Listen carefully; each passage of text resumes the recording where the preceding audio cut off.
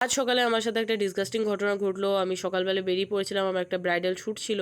আর first time যেহেতু করতাম তাই খুব এক্সাইটেড ছিলাম। আর সেখানে গিয়েই আমার সাথে ঘটনাটা ঘটে। সেটা আমি সোশ্যাল মিডিয়ায় শেয়ার করতে চাই না। বাট আমি এটাই বলবো, যার কাছেই শুট করো অনেক ভেবেচিন্তে যাবে। তারপর ওখান থেকে আমি চলে এসেছিলাম একটু জিও স্মার্টে। জিও স্মার্টে কয়েকটা জিনিস কিনলাম। টাইমটাকে পাস করাও হলো আর তার সাথে আমার কয়েকটা স্কিন কেয়ার প্রোডাক্ট কেনাও হলো। ওখান থেকে বেরিয়ে আমি একটা টোটো ধরে নিলাম, বাড়ির পথে রওনা দিলাম। আর ওয়েদার কিন্তু খুব ভালো ছিল। বাড়িতে এসে আমি আমার পার্সেলটা পেয়ে গেলাম। আর এর মধ্যে ছিল একটা সফট জামদানি, যেটার কোয়ালিটি কিন্তু প্রচন্ড ভালো। তোমরা এটাকে কিন্তু মিশো থেকে পারচেস করতে পারো। তারপর খেয়ে নিলাম মাথাটা ঠান্ডা করার জন্য একটু আশীর্বাদের লাস্সি। আর এই ম্যাঙ্গো লাস্সির ভিডিও তোমাদেরকে আগেও দিয়েছি। এটার প্রাইস মাত্র 9 টাকা। এটা তোমরা জিও স্মার্ট থেকে ইজিলি অর্ডার দিতে পারো।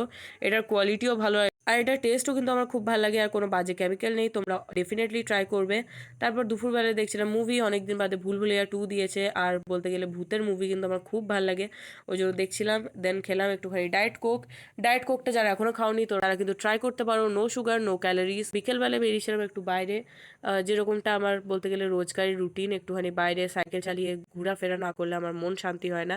আর প্রচন্ড হাওয়া দিচ্ছিল। এরকম ওয়েদার কিন্তু ভীষণ ভালো লাগে। 2-4 দিন ধরে এখন বৃষ্টি হয়নি। দেন তারপরে একটুখানি কফি খেলাম। এখানে আমি ক্যাফে এসেছিলাম। তারপর খেলাম গরম গরম চিকেন পকোড়া। আর এইভাবেই আমার দিনটাকে আজকে এন্ড করলাম। দেখা হবে আবার কাল একটা নতুন ভিডিওর সাথে। Good bye, stay tuned.